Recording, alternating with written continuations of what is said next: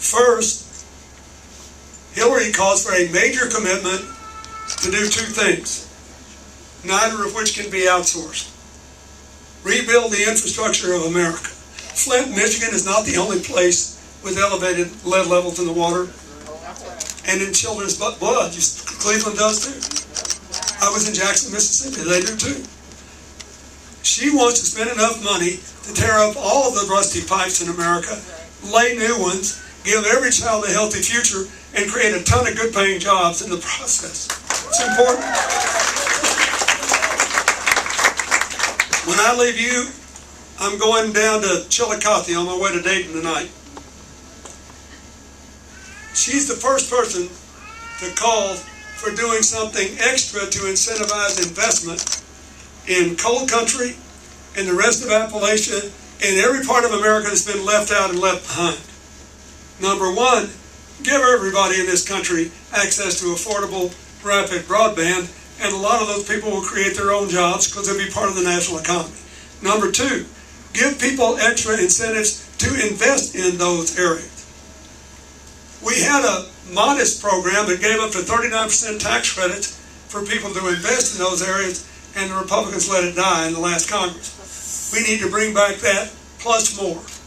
She's the first person in either party to call for doing something for Appalachia and other places that have been left out and left behind.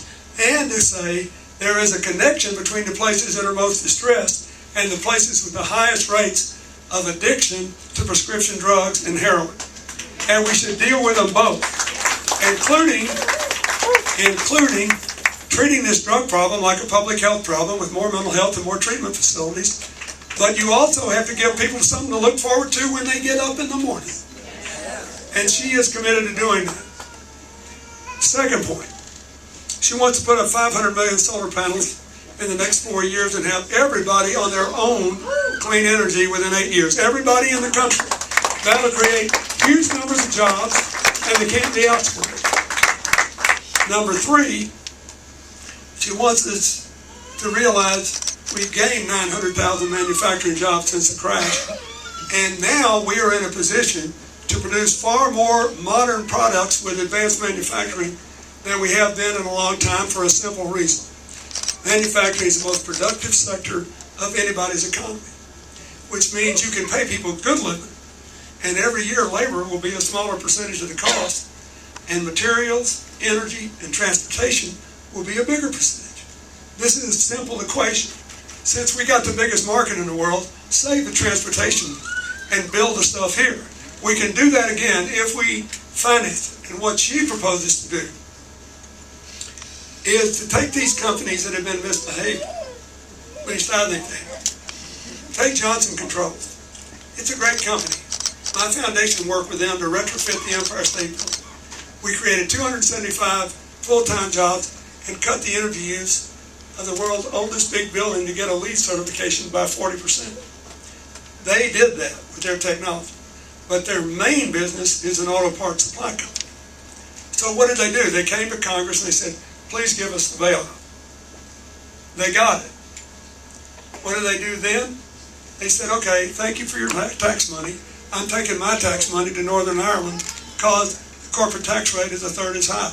By pretending to be bought out by some T-Nazi company that now allegedly owns us so we can pay taxes. She says if anybody else does that, they ought to pay an exit tax for getting out of America. And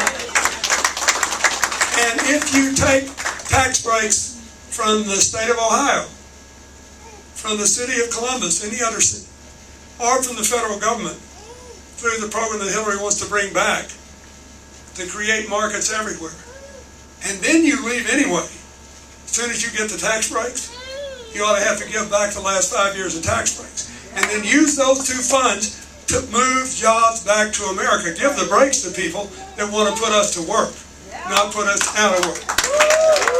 Now,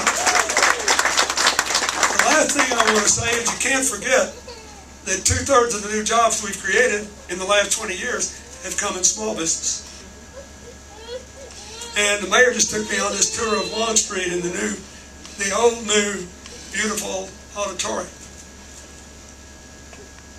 what Hillary wants to do is to make sure that the regulations for keeping Wall Street from wrecking Main Street again, which are the toughest we've ever had. I don't care what anybody running for any office says. What we've got on the books now is way stronger than anything we had for the last 20 years. The government can break up any kind of bank if they keep taking risks. It can fine them. It can require them to keep more cash. But a lot of regulators around the country have applied those rules, which are expensive to comply with, to local banks, and they made it more expensive to make small business loans. So just think of wherever you bank. If some young person wants to go in and borrow $50,000, $60,000 to start a bakery, if it costs as much to process a $60,000 loan as a $6 million loan, there'll be fewer $60,000 loans. Hillary wants to make sure that we regulate what we should regulate and let the small business market go again. We got to get back in the top 5 in the world in small business formation. Now, we got to get incomes up. The best way to do that is to recognize why they're not rising. The main reason is the labor markets haven't been tight enough. And therefore, not enough people are in the workforce. We're creating jobs now. We are no longer in the top 20 in the world in women in the workforce. Why? Because we're one of only 7 countries that doesn't give any paid leave. Every man in this room should be for paid leave and equal pay so we can get more people in the workforce and people can succeed in raising their kids and working for a living. And that will help us to grow this economy.